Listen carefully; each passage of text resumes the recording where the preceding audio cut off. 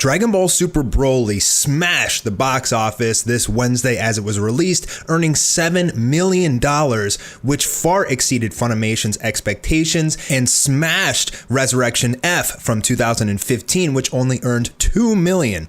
Now on Thursday, Dragon Ball Super Broly brought in a little over $3 million, so it dropped by about half, but with the upcoming weekend, that probably will pick up again. It is the 5th highest earning anime theatrical opening of all time and is projected to bring in about $15 million in total through the weekend. Dragon Ball Super Broly has received excellent reviews from not only fans but even the critics, giving it an 81%, surpassing everyone's expectations for what a Dragon Ball movie can produce. So now that we have those stats out of the way and we know how successful Broly is, the rest of this video, I'm going to do an in-depth spoiler full review of Dragon Ball Super Broly. I recently did a non-spoiler review and it was very hard for me to convey the actual messages that I was trying to get across without spoiling any major details. So now that we have this chance, let's go through all of the iconic scenes in this movie and do an in-depth review where we can break down these scenes that will resonate with us fans forever. The opening scenes convey the Frieza Force with King Cold coming down to planet Vegeta, and you show their reckless disregard for the Saiyans as they fly through buildings and express their dominance over the Saiyan race, who right now is basically warrior slaves for King Cold's army. Seeing all the Namek Saga villains return gave us a huge sense of nostalgia. Diving into King Cold's story in particular was very exciting for fans because he's a character that we really don't know too much about. We know he's strong, we know he's Frieza's father, but there's so much to this character as he was the Emperor of the Universe for an unknown period of time, and he did somehow have knowledge of Majin Buu and Beerus, God of Destruction. So there's a lot to this character, but we find out in this movie that he's retiring, so he's giving over the Saiyan race and the Frieza Force over to Frieza, who is obviously incredibly cruel. Showing off his cruelty by putting on a scouter. This is the first time scouters have ever been introduced, which was another really interesting tidbit of information for fans, as he used the scouter to spot the snipers around him and then shoot blasts in a quick draw fashion to take them all out. Now the atmosphere is beautiful and gorgeous in this. You get the atmosphere of Planet Vegeta with all of the red, and the entire visual element to this backstory of Frieza being introduced to the Saiyans only adds to the terror and desperation of King Vegeta, who is a man of pride and honor and obviously rules Planet Vegeta with an iron fist. But when it comes to King Cold and Frieza, you can see his desperation. I believe this red atmosphere that they add on to this backstory really emphasizes the evil and the cruelty out of Frieza and how much of a terror that even the Saiyans, this warrior race, can do absolutely nothing but serve this man. I like that when Frieza is introducing the Scouter, he refers to their old primitive technology, which it will be replacing, called Scouter Scopes, which may or may not have been a technology from the Tuffles, or it could have been some technology that the Saiyans had recovered from some other race that they had defeated. So right off the bat, within the first few minutes of the movie, this movie is already delivering tons of tidbits of information and backstory about things that we didn't know before, and it is canonizing all of this. So for us diehard Dragon Ball fans, we ate this up with a silver spoon. Then we jump to King Vegeta marveling over his son Vegeta and his latent battle power, saying that one day he will be the ruler of the universe. Then as he's walking out, he stumbles upon Broly, who has an even higher latent battle power than his own son. Now interestingly enough, when this scares King Vegeta and obviously irritates him because he wants his son to be the strongest, he does actually emit some foreshadowing that if we keep Broly around just to help us as a powerful fighter, he actually may be a danger and a threat to us all. And so he thinks it's in his best interest to send Broly away to a rogue planet. Now, interestingly enough, although Paragus thought that King Vegeta was just being dishonorable and greedy by sending Broly away because he wanted Prince Vegeta to be the strongest, it turned out that later on in the movie, Paragus actually acknowledges that, wow, King Vegeta was right this whole time. Broly actually is a danger to us all. I like this element of foreshadowing and this extra element of story that comes in, because at the end of the movie, you do question what were the real motives of King Vegeta. Was he just upset that Broly was stronger, or did he know that Broly would be the end of them all? Now, obviously, if he knew what Frieza was going to do, he would have kept Broly there on planet Vegeta. And at the same time, we don't know what would have happened to Broly if he was raised by a proper family and he had a proper upbringing. His father, Paragus, as we learn later on in the movie, is very brutal and very cruel and uses him as a tool, very similar to movie 8. Now, at the end of the movie, Broly turns into a good guy, so it's very possible that if he had a proper upbringing, he could have been a fantastic addition to the Saiyan race, but if they would have kept him on planet Vegeta, he would have been destroyed with the rest of the Saiyans when Frieza nuked the planet. So at the end of the day, it turned out to be a good thing that King Vegeta was either being petty or just being very smart about Broly being a menace. So we find out as Paragus chases after Broly and he and Beat land on planet Vampa that this rogue planet is full of super powerful monsters that even give Paragus and Beat a lot of trouble.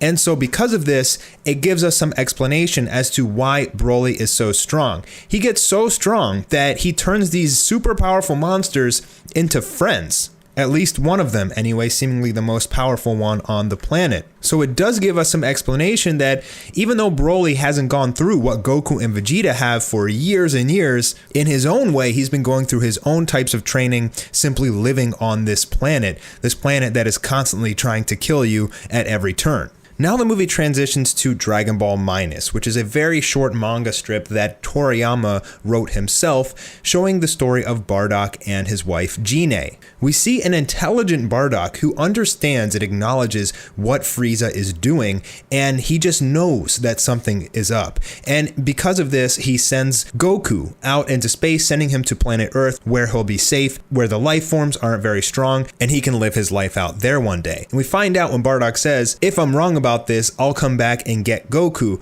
that this was a plan of Bardock all along. He sent Goku away to save him, but if his premonition that Frieza was going to do something terrible was wrong, he was actually going to get Goku and bring him back to planet Vegeta. Another little tidbit of information that we didn't know. Now, this part of the movie, the Dragon Ball Minus part specifically, is actually a point of concern for fans, not only myself, because this retcons the original Bardock story that Toriyama put into Dragon Ball Z. And as I stated in my non-spoiler review, I didn't really feel that incorporating Dragon Ball Minus into the Dragon Ball Super Broly movie was absolutely necessary. They could have had a quick send-off of Goku to show how he escaped the destruction of planet Vegeta, but incorporating Dragon Ball Minus and changing all of these facts that they had already incorporated into Dragon Ball Z through the old school Dragon Ball fans for a twist. Potentially the biggest reason why they put Dragon Ball Minus into this movie and retconned all of the old facts and canon of Dragon Ball Z was for the new age Dragon Ball fans.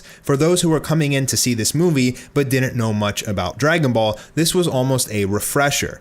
Now, we did get a little glimpse of the original Bardock story as he tried to defend against Frieza's death ball that ultimately destroyed planet Vegeta, and this part of the movie was really cool, but I wish they would have done more of the Bardock versus the Frieza force as he blasts off planet Vegeta and charges towards Frieza, fighting through all of these members of the Frieza force, and they cut all of that out, just showing us simply the end, which was still very, very cool. In this movie, I really loved how he's shooting a blast, trying to fend off the death ball, but ultimately isn't strong enough.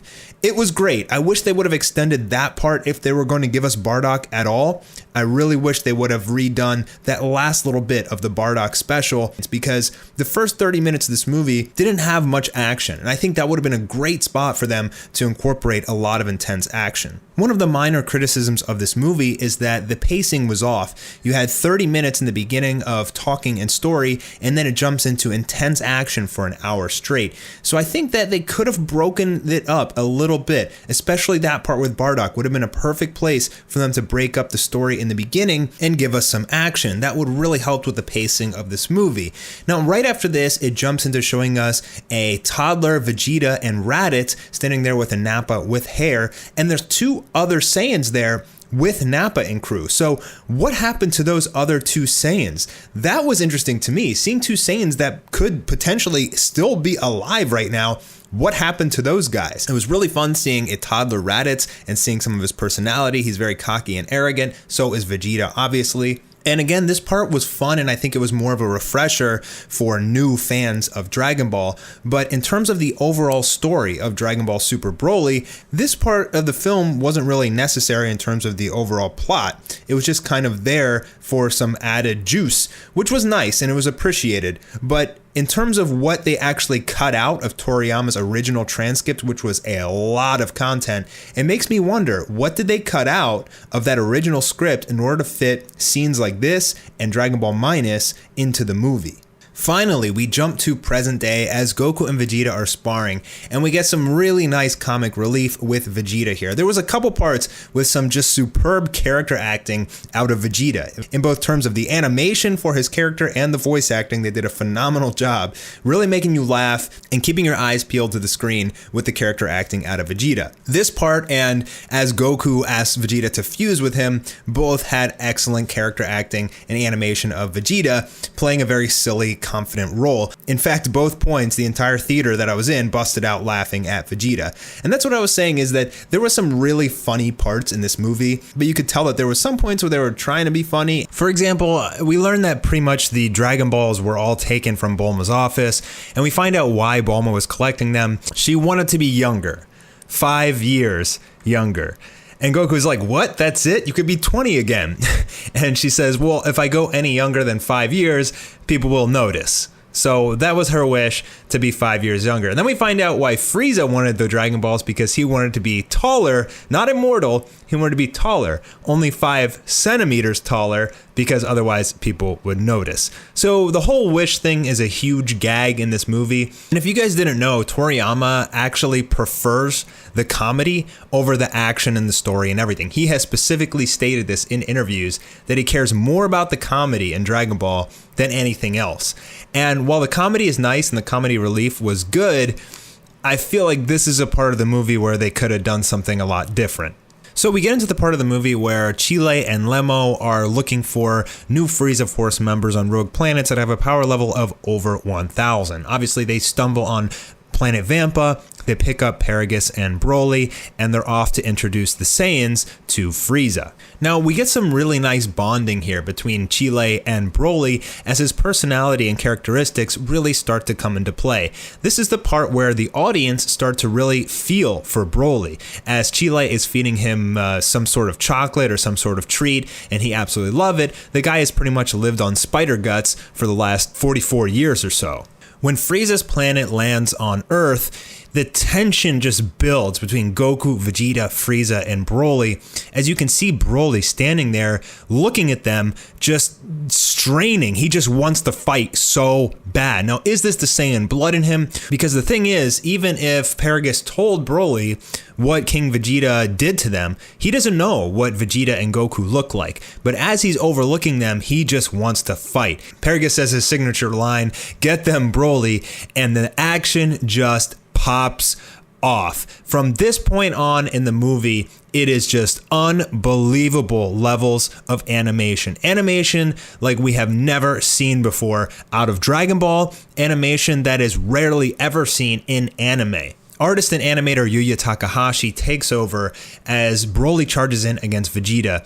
The combat from this point forward is ridiculous, as the camera is just circling around the two characters in a 3D fashion as they're throwing punches, blocking, hitting each other. The sound effects as they clash are just these huge pops and bursts. You can feel the power behind every single punch.